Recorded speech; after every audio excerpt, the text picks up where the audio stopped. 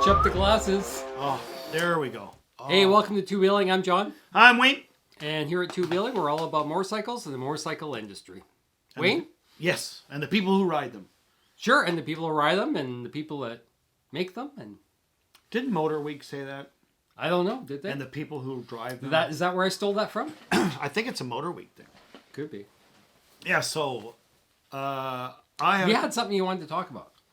knowing the territory before you ride. Knowing the territory. Yes, lay of the land. Landscape. Right. Mm-hmm. You mean like your front street? Before you go anywhere, Right. morning commute different than afternoon. Like just getting here. Where am I going? How am I going to get here? Which road, surface? You know, Right. what's my territory? Yeah. Should I stay away from, really, really busy traffic and take the long way around? Higher speed? Well, guess what? Higher speed and long way around doesn't work anymore. You know why? It's because the higher speed and the long way around is packed full and nobody can move anywhere. So where you used to go, hey, you know what? I'll just whip down here, jump on the freeway and rip it up there. Do like a little L pattern. Well, those days are gone. Because as soon as you jump onto the freeway, you go, oh, what's going on now? Stopped. Yeah. Why are we stopped? So we live in yes, basically the Lower Mainland, Vancouver, British worst, Columbia. worst traffic in North America. Over the last 30 plus years of riding and driving, Big definitely a huge difference in our, the roads definitely have not kept up with the population growth. Well, there's lots of cities out there experiencing the same issues, and some of them have been there for a long time. Yeah. Well. Imagine you in your. So you thinking about an escape route then, or No. I just plan your route. I just say know your territory. Your territory. And when you say to yourself, I want to go this way, or I'm comfortable going this way, say, you know what? Maybe you should consider going this way. Right. Because this territory, whether it has less 4x intersections with stop signs, there's controlled intersections, right. Whether it's hilly terrain, rough terrain, visibility, are the lanes wider or narrower? Hit from behind. What is my risk from being struck from behind, which is the number one, I believe. Don't quote me, but number one, I think Don't so. fact check this. Yeah, go ahead, fact check it. But I'm saying being clipped side or from the behind, from behind. Yeah. When you can reduce that. Again, visibility for motorcyclists is a huge thing. Yes. So terrain has a lot to do with where I decide I'm going to go, right. and how I'm going to get there. And if I have a little extra time, and or if I'm just going to enjoy the ride.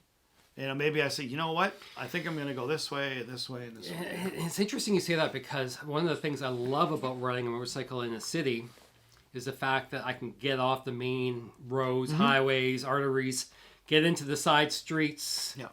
It's not, and I'm not riding fast by any means. But it's just, being... Average is 20K. It's just... If you can kill 20K in this town an hour... It just makes it more pleasurable. 30K? Even if it takes me 20 minutes longer, I don't care, because I'm always moving. Yep. Going through corner, doing this, doing that. Well, instead of just being stuck in traffic. And that's where we get to, not only knowing the terrain, but now we're starting to talk about what are ideal commuters, like adventure bikes and dual sport bikes. Which to me, hands down, are the best commuters there is. So a dual sport or an adventure, a light adventure. If you're in town... On an electric bike? No. Well, okay. Continue on, sorry. Yeah, I mean, all right, you threw that in. I don't know why, but yes, okay. But dual sports and adventures, light adventures like the DR650, DR400, KLR 650... there's lots of dual sports and kind of light adventure bikes. They are really good in traffic like ours. Yeah, well, and being in Europe this past year, they have a whole different appreciation for motorcycles that we do parking. Here. How about parking? Yeah, here in Canada, it's like people riding motorcycles are no class. They have no class. Whereas I was in Croatia and it's less class maybe. Well, it's no class.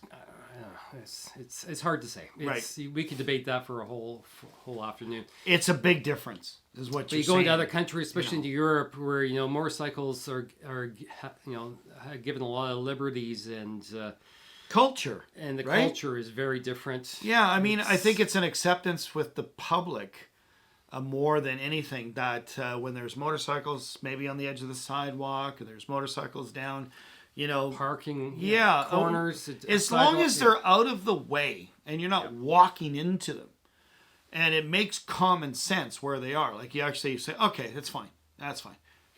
Sidewalk, just outside the doorway, in front of the window, whatever. Here it's like, that's just not allowed. We can't have that. Shh, out with the bikes. And then also, part of knowing your terrain is, where am I going to leave my bike? Is it going to get hit? Yeah. Can I park it safely? Is Have it you going to get seen? stolen? Have you seen these Teslas now that jump up on the sidewalk just automatically, and they drive down the sidewalk without anybody in them, and they crack. They crack into stairs. I'm seeing far too many clips on YouTube or shorts of people exactly videotaping someone driving a Tesla. So stay away from that kind of terrain. Sleeping. Yes. Or their eyes are closed, at least. Anyhow. Same here. Anyhow, thanks for tuning in. Yes. We're Two Wheeling. We are. Hit the like button. Subscribe. Good. Bye for now. As long as they're out of the way and you're not walking into them, and it makes common sense where they are.